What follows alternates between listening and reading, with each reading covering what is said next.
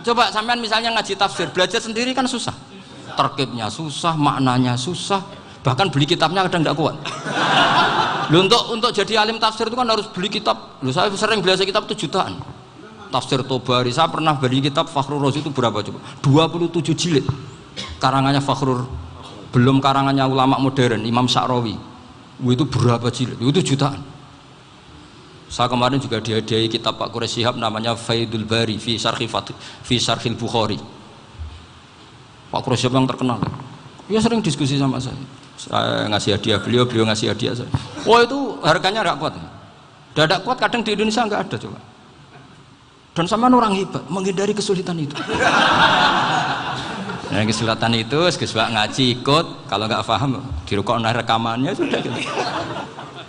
Pinter mana sampean sama saya? Pinter sampean kan? Bikin sosis susah, beli aja kok repot kan? Nah, makanya nggak boleh orang bilang, wah aku goblok reso tafsir, aku wong pinter. Makanya nanti kalau saya ketemu Nabi tidak termasuk orang yang mentahkir orang Islam. Kafa bil mari isman ayah kira akhahul muslim. Jadi cukup orang itu dosa kalau menyepelekan orang Islam, termasuk darani sampean goblok itu dosa. Caranya enggak darani goblok ya tadi di logika tadi. Alim itu angel. Ngendari angel itu pinter. Berarti wong bodoh pinter ya sudah gitu. Tapi tetap bodoh. Tapi ini satu cara untuk saya respect gitu. Coba orang yang ngaji tafsir saya banyak, mungkin ribuan. Itu sebetulnya mencintai Quran. Karena Quran adalah kitab suci yang panduannya umat Islam. Sangat mencintai Quran. Terus kemudian mereka nggak paham. Terus mencari orang yang memahamkan. Burono lah cara Jawane ini. Terus keren saya itu di mana coba? Lah terus mereka kurang ajarnya gini, kalau paham itu ya alhamdulillah paham. Kowe nak ngaji Gus Bae ngono tok. Tapi nek ora paham, ora nyalano akal ya. Mari Gus Bae nerangno cepet, mulane gak paham. Ora kok nyalano teke sing lelet. Maksud kan masyaallah naudzubillah tenan. Sebetulnya tingkat kurang ajarnya tinggi Gus sebenarnya. Jadi kalau nggak paham itu kadang nggak nyalahno uteke. Kayak mau misalnya, mau mari mikir aja jelas.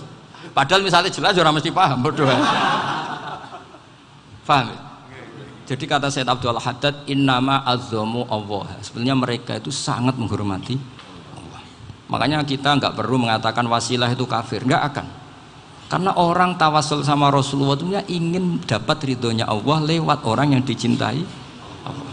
Kita mencintai wali sebenarnya, wah itu kekasih Allah. Kita mencintai itu karena mencintai Allah. Sama seperti gini, kamu mencintai kangkung apa enggak? Sebenarnya sama sekali enggak.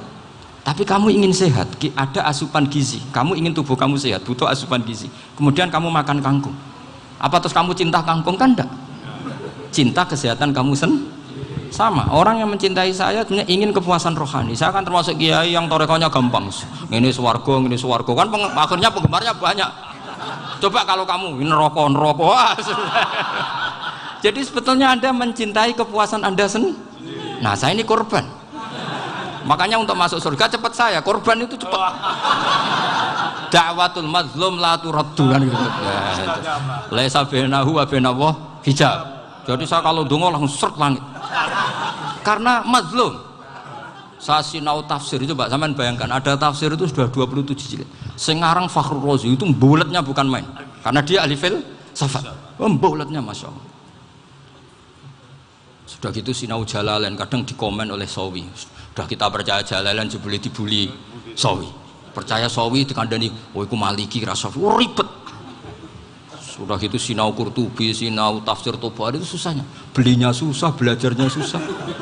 Padahal saya punya keluarga, punya istri, punya anak. Bayangkan kalau istri saya rewel kayak istri sampai. Wah itu. Tapi alhamdulillah enggak. Sama sekali enggak. Allah sudah milihkan, wah ini bahaya kalau punya istri rewel.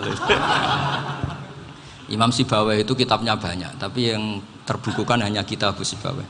Karena beliau kalau sudah belajar lupa istri. Hanya pas beliau di pasar, kitabnya dibakar semua sama istrinya. Karena dianggap saingannya.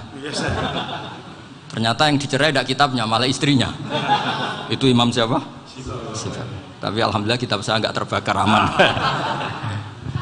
Saya teruskan ya. Jadi untuk menjaga riya dilatih innama azzamu Allah. Sebenarnya mereka itu menghormati Allah. Sehingga wasail itu sebenarnya nggak pernah jadi subjek, pelaku utama enggak. Tetap Allah. Sebab itu kata Sayyid Muhammad, kamu kok mengatakan wasilah itu kafir itu gimana? Ketika innallaha qad ba'atsa lakum taluta malika. Talut itu ya manusia. PD-nya itu apa?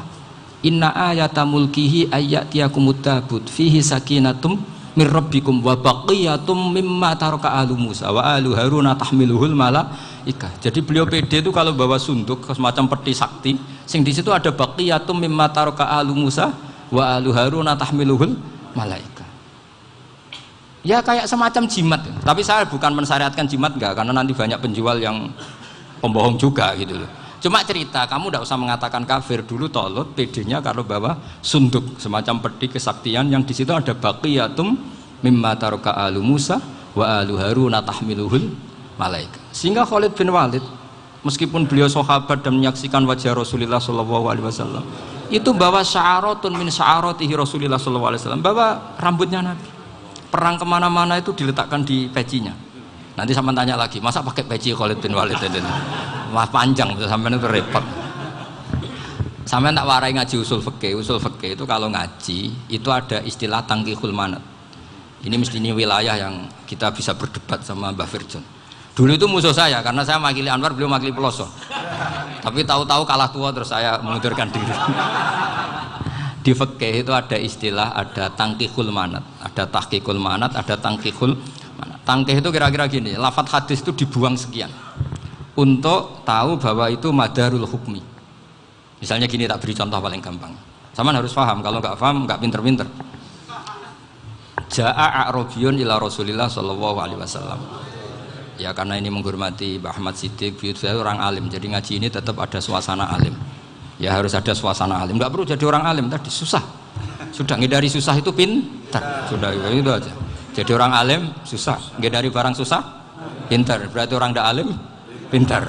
Nah, meskipun tetap sudah kita itu pegangi sampai mati nanti. Loh, jadi orang alim itu repot. Itu kata Imam Ghazali, kalau orang alim kalau mau masuk surga itu sama Allah nggak boleh. Kif, kamu nggak boleh langsung masuk surga. Coba cari umat kamu, syafaati dulu. Nah, saya takut nyari sampean nggak bisa kembali. Saya tidak punya rencana itu. Pokoknya mau masuk. Golek sampean kuaduan. Aduan balik raroh dewe, wah repot nanti saya. Berat jadi orang alim itu berat. Ya saya teruskan ya. Ada tangkihul manat. Ja'a a'rabiyun ila Rasulillah sallallahu alaihi wasallam. Faqala ahlaktu wa ma ahlakaka qal waqa'tu imraati fi nahari Ramadan. Ya sidang kita, saya ini rusak ya Rasulullah. Kenapa? Karena saya menjima istri saya fi nahari Ramadan. Terus kata Nabi, kamu harus bayar kafarah. Napa Nabi kafarah? Puasa 2 bulan.